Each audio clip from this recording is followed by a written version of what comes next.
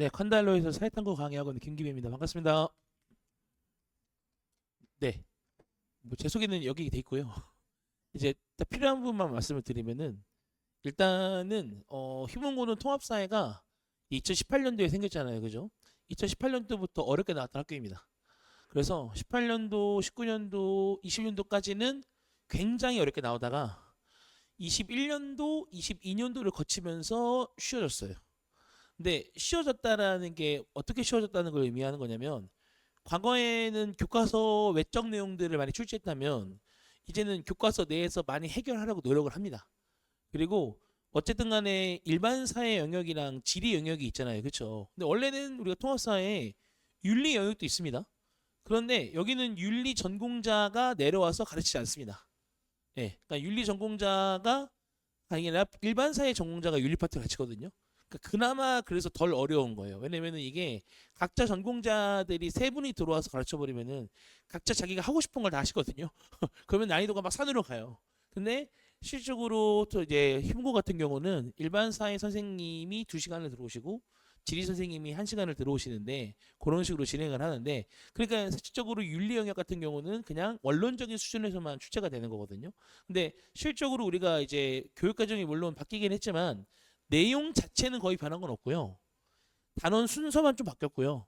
그리고 이전 교과서가 좀 쉬웠다라는 평이 많았기 때문에 그리고 이거를 이제 우리가 수능을 봐야 되잖아요, 이제는. 그렇기 때문에 교과서 내용이 이전 교육 과정보다는 조금 어려워졌습니다. 조금. 예. 그래가지고 그런 부분들의 차이가 있는 건데, 근데 기본적으로 원래 우리가 킬러 단원이라고 불리는 것 중에 윤리 단원이 있는데 그 단원을 이제 일반 사회 선생님이 가르치기 때문에 그렇게 어렵게는 안 하는데, 그럼 대신 나머지 부분들이 생각보다 좀 빡세게 나오고, 특히 이제 지리 같은 경우가 학교 프린트도 안 써요.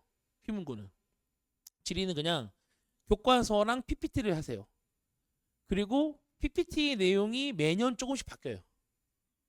그래서 제가 항상 애들한테 가능하면은 PPT를 사진을 찍어 올래요. 가능하면. 근데 예전에 문제가 된 적이 있어가지고 왜 그걸 찍어 가냐? 학원 선생님이 찍어오라 시켰어요. 그래가지고 잠깐 문제가 된 적이 있어가지고 제가 이제 요새는 잘 안 하는데 찍으려면 몰래 찍어라 하는데 이제 대신 뭐냐면 이제 제가 애들한테 계속 경품 걸어요. 야 필기 다 적어와. 그러면 뭐 스타벅스 준다, 피자 준다. 그래야 해와요 남자애들. 여자애들은 알아서 해오거든요. 여자애들은 이제 그래도 선생님한테 이쁨 받으려고 알아서 지들이 해와요. 남자애들은 저랑 무슨 상관인데요? 이러거든요. 근데 어쨌든 간에 이제 잘 구슬려 가지고 모아 보면은 사실 재밌는 게 뭐냐면 제가 그래서 사실 휘문고 지리 필기 몇 년치를 갖고 있어요. 그래서 제가 그러면은 매년 조금씩 달라요 내용이. 그러니까 수업 시간에 흘린 내용들 있죠. 그 내용들이 나와요. 킬러로 지리는. 그래서 제가 항상 강조하는 게 무조건 내 수업도 중요하지만 지리는 자지 마라. 지리 시간 때 절대 자지 말라고 얘기해요. 애들한테 계속 경고해요.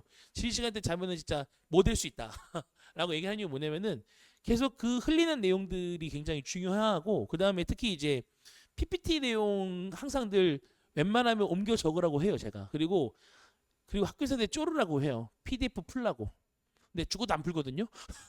제가 계속 애들한테 불편하다고 PDF 좀 주세요라고 말하라고 계속 제가 얘기를 해요. 왜냐면은 그럼 제가 이제 PDF 슈킹해서 제가 또 분석할 수 있으니까. 근데 이제 안 풀어주시더라고요. 왜냐면 휘문고 선생님들이 이 대치동 학원 강사들이랑 기싸움을 되게 많이 해요. 네, 진짜 많이 해요. 한국사도 그렇고 통화도 그래요. 그러니까 그러니까 그분들의 시험 출제 포인트는 이거예요. 너네 학원 다니지 마요. 너네 학원 안 다녀도 돼 하는 거예요. 근데 물론 이제 저희도 전문가니까 그걸 이제 파헤하기 위해서 늘 항상 연구하고 항상 이제 어떻게 이렇게 되겠구나라는 걸 항상 저도 데이터상으로 얘기를 하는 거거든요. 근데 항상 매년 중간고사가 그래요. 매년 중간고사가 보면은 아유 또 학원 다니지 말라는 얘기네. 나는 속에서 나오거든요, 사실.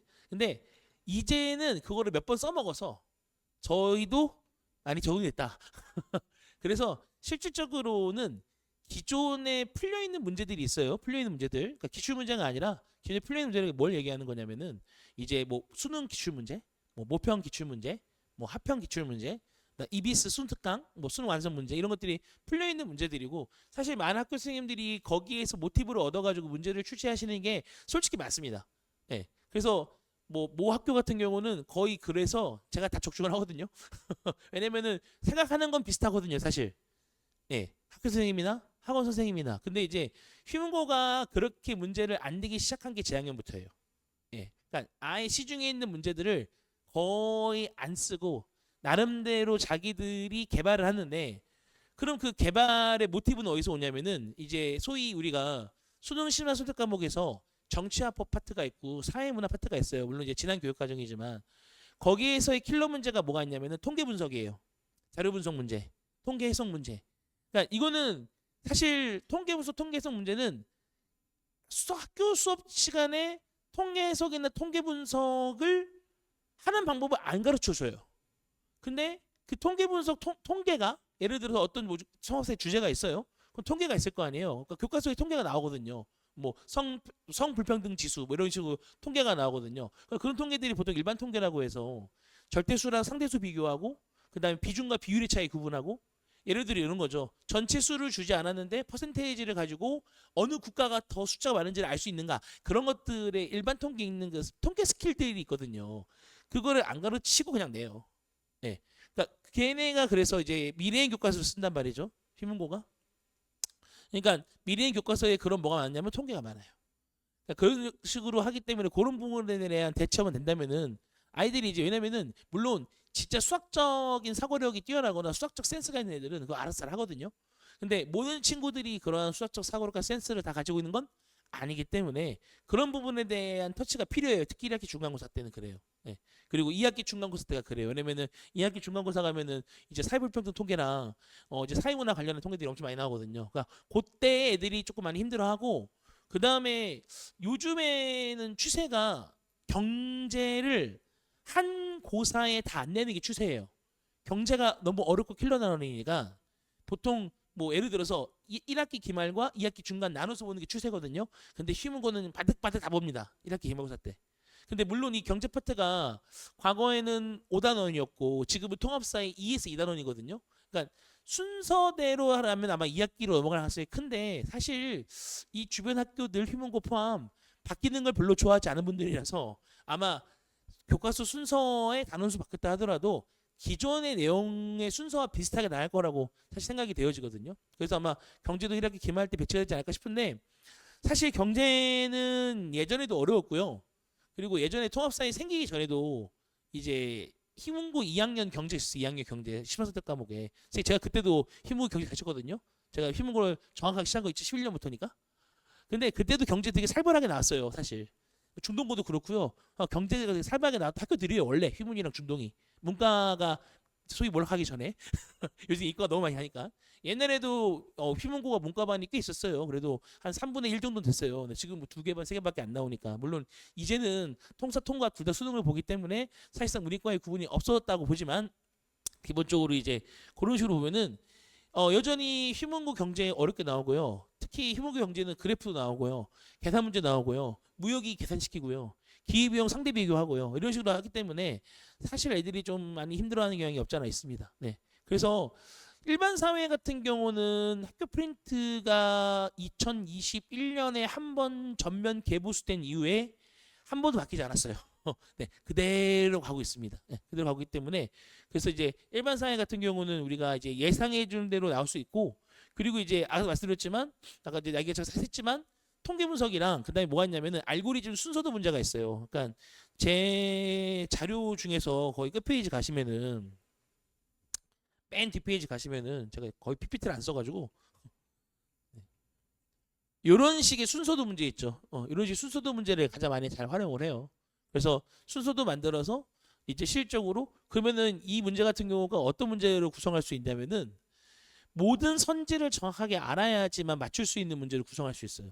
예를 들어 이런 거예요. 뭐 A, B, C가 있잖아요. C에 뭐가 들어갔을 때 오라 옳지 않아, B에 뭐가 들어갔을 때 오라 옳지 않아, 이런 방식으로 한 번 더 꼬아버리거든요. 그렇기 때문에 그런 부분들의 문제 같은 경우는 결국은 뭐냐면, 이게 사실 이 사회 과목이라는 게 어떻게 보면 암기에 좀 더 가깝잖아요. 그렇죠? 기본 개념을 암기하고 그 암기로만 문제를 풀게 하는 문제는 쉬운 문제예요, 사실. 왜냐면은 소위 이런 거죠. 우리가 뭐 예를 들어서 뭐 이제 기본권에서도 뭐 사회권이 있잖아요. 그 사회권의 가장 중요한 핵심은 복지잖아요. 그러니까 복지와 관련된 키워드만 우리가 알고 있으면은 뭐 해당 제시문이나 해당 선택지가 사회권이라는 걸 충분히 뻔할 수 있단 말이에요. 그러니까 그런 문제는 쉬운 문제예요. 근데 어려운 문제는 그 내용을 풀어서 두 번, 세 번 꼬아놓는 거예요. 선택지나 제시문에다가. 그러니까 내용을 정확하게 알지 않으면 못 맞출 수 있게 하면은 킬러 문제인 거거든요. 그러니까 특히 이러한 알고리즘 순서도 문제들이 그렇게 활용하기에 딱 좋습니다. 정확하게 개념을 알아야지만. 그러니까 요즘에는 그런 식으로 문제를 많이 내요. 그러니까 이게 어느 건 가능하면 이런 문제 형태도 가능한 거예요. 그러니까 결국은 이게 지금 퀴즈 문제 아니에요. 퀴즈 문제는 얘가 정답이면은 1점인 거고 얘가 정답이 아니라면 0점인 거잖아요. 그렇죠? 그러면 마찬가지로 여기 있는 선지를 전부 다 정확하게 알아야지만 OX 따가지고 점수 계산해서 얘가 몇 점 받았는지를 알 수 있는 거거든요. 그러니까 이런 문제들이 전면적으로 배치돼요. 일반 사회는. 그렇기 때문에 이런 문제들에 대한 적응이 필요해요. 근데 사실 이런 문제들이 그럼 기존 시중에 있냐? 있긴 있어요. 있긴 있어요. 근데 그것 자체를 약간 막해주었어요.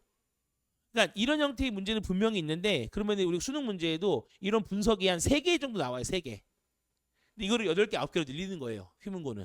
그런 식으로 이제 기존에 있는 문제들을 굉장히 막 해가지고 아이들의 시간을 물리는 거거든요. 그러니까 이제 이게 2021년 이전에는 애들 사이에서 통합사회 시험을 보는데 시간이 부족하다는 얘기는 안 나왔어요.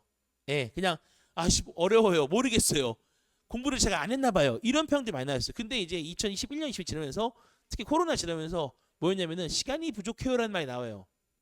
네, 그러니까 푸는 애들, 그냥 찍는 애들 말고요. 찍는 애들은 모르겠다 찍어 이거거든요. 근데 푸는 애들한테는 선생님 시간이 자꾸 모자른데요. 그러니까 그런 부분들에 대한 연습을 결국은 학원에서 시켜줘야 돼요. 왜냐면 이런 문제들을 본인들이 스스로 찾아서 풀 수는 없거든요. 그렇기 때문에 사실상 휘문 통사 같은 경우는 저는 강의도 강의지만 자료를 좀 더 신경을 많이 씁니다. 자료. 네, 왜냐면 양질의 자료가 있어야 애들이 기본적으로 그걸 가지고 혼자 알아서 또 공부를 해요. 그렇기 때문에 그런 부분의 측면이 있고 마찬가지로 지리도 마찬가지예요. 지리도 결국은 자료 싸움이에요. 누군가가 이제 필기를 잘해가지고 그 필기를 가지고 제가 이런 부분이 올해 나올 거다 이런 식이거든요. 그러니까 예를 들어서 교과서에도 그래요. 얘네 교과서가 구석지 있어요. 정말 구석지 있어요. 아무도 안 보는 파트예요. 근데 그걸 매년 돌아가면서 돼요. 그 지리 선생님이. 그렇기 때문에 그런 부분에 대한 터치가 있냐 없냐가 큰 차이가 있고 그래서 그런 부분 통해서 정리를 하면서 되면 될 것 같고 그렇기 때문에 그렇게 좀 정리를 해서 제가 좀 아이들에게 공부할 수 있게 좀 도움이 될 수 있는 그런 부분으로 수업하는 게 휴문고 수업입니다. 그러니까 강의보다는 저는 자료 생산에 조금 더. 예, 왜냐면 그래도 똘똘한 애들이에요. 모여있는 애들이. 그리고 학교 수업도 들어요. 제 수업도 어쨌든 뭐 개념 강의 안 하는 거 아니잖아요. 대신 개념 강의는 조금 라이트하게 하고 대신 아이들에게 직접적으로 좀 도움이 될 수 있는 자료 위주로 저는 하는 편이에요. 휴문고 같은 경우는. 그렇게 좀 대비가 될 것 같습니다. 네, 그럼 저는 여기서 마무리하도록 하겠습니다. 감사합니다.